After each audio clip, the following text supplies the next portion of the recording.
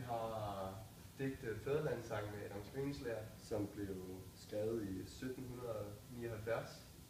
Det var oprindeligt skrevet til en konkurrence, hvor man ville have en ny fædrelandssang.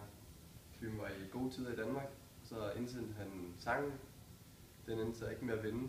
Det var en anden, men senere hen, der endte vi så med at få den som fædrelandssang. Og den hedder jo i dag "Der er den dit land", som bliver sunget til sportsbegivenhed og en masse andet. Yes. I digtet der er det her med, at Danmark skal hyldes, og at de gode ting skal komme frem. Der har Adam Oehlenschläger valgt, at det skal være en uregelmæssig digt, at det skal ikke følge de samme regler, som andre digte gør. Derfor er det nemmere for ham at digte løs og fortælle om, hvordan Danmark egentlig er. Hvis det var en regelmæssig digt, jamen, så ville det være meget sværere for ham at udtrykke det, da han var bundet, eller kunne være bundet af nogle ord og nogle vendinger. Så digtet, det er uregelmæssigt, som sagt, men der er nogle steder, hvor det følger den originale skabelon. Det kan vi se for eksempel i vers 2. Der er det der, hvor den fortæller om Danmarks fortid med vikingerne og hvordan storhedstiden var der på det tidspunkt. I det vers, der er der krydsrim, der er enderim, der er alliterationer. Så det vil hedde, at det er A, B, A, C, C, C. Hvert vers har ligesom et emne, kan man sige, og det er igen med det her med at få Danmark til at se stort og mere, hvor den her nationale følelse kommer frem. For man kan se i første vers, der er det her med, at Adam Oehlenschläger, han forklarer, naturen og hvor smuk den er. Mens for eksempel i anden vers, så var det igen det der med stoltheden, fortiden, som var så stor. Så er det i 6. vers, hvor han så snakker om Dannebrog, hvor smukt det er, hvor det flagrer over havet. Og i 7. vers, der siger han, der kommer ligesom Adam Oehlenschlägers mening, at han siger, at han vil ikke bytte hans land ud med andre lande, fordi de er lige så hvor der er nogle steder, hvor de også har det ikke særlig godt. Men han alligevel generelt, der vil han rose Danmark, hvor han bruger de her søde ord og søde meninger for at gøre Danmark så stort som muligt. Og så den her nationale følelse kommer hele vejen frem, hele tiden også. Man kan sige, at så temaet i hvert fald er i den her digt, det er jo selvfølgelig det her med, at den nationale følelse skal komme frem, og at vi er stolte uanset om hvordan landet er. Ydre og indre komposition. Digtet er opbygget med i alt 12 strofer. I hvert strofe er den opbygget af 6 vers. Der er specielt mange kommaer i digtet efter næsten efter hver verslinje. Der er brugt 5 ord i hver verslinje, og sådan er det hele vejen igennem digtet.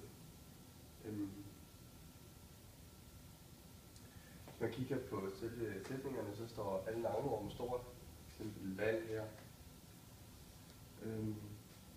Der er ikke som sådan tale om et forløb i digtet. Der er mere tale om, at han hylder Danmark. For eksempel så skriver han,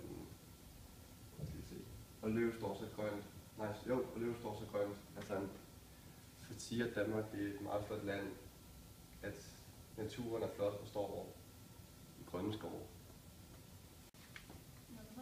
Ja, bare kør. Stop. Ja. Af ordvalg, der er det 4-5 ord per sætninger. Og det er nogle meget korte ord, der er blevet valgt, som er så i forlængelse af hinanden. Og det bliver til nogle korte sætninger, også i forlængelse af hinanden. Det gør, at der kommer sådan et meget stille tempo, ligesom en børnehistorie, som skal læses stille og roligt op. Ordvalg, der er blevet brugt rigtig mange plusord for at ligesom at sige noget rigtig godt om Danmark, noget positivt hele tiden. Sådan nogle ord som skønt og virker smukt og blødt og stærkt og kun positivt. Det kan altså plusord.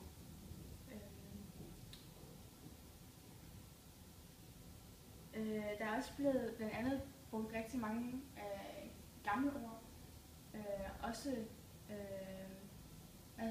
ord, som er stadig på gammeldags måde, sådan noget som skønt med i eller j i.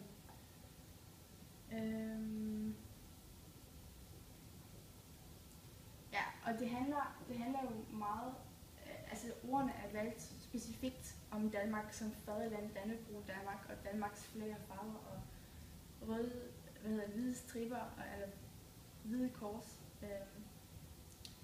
Og der er ikke nogen specielle ordklasser, men navneord dominerer rigtig meget, som bliver brugt til at beskrive Danmark.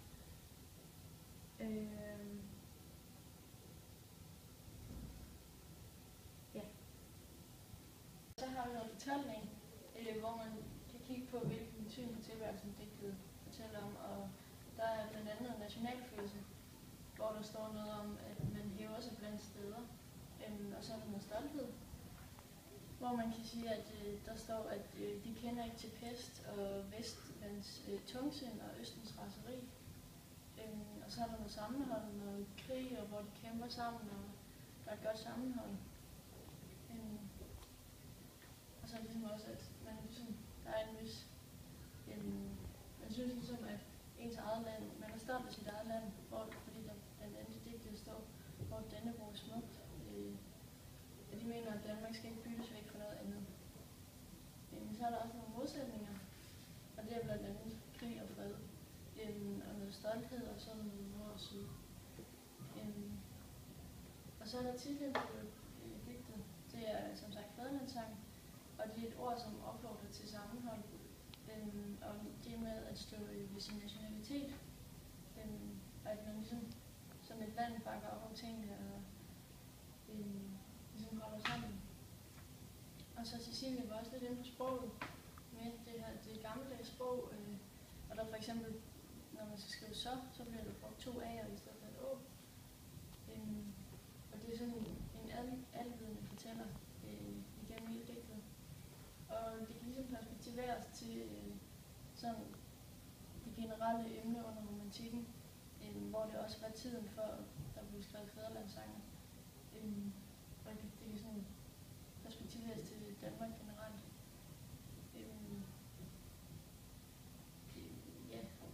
På baggrund af krig og krigstider og sådan noget, så ser digteren det som sin opgave at skabe en national selvbevidsthed og en stolthed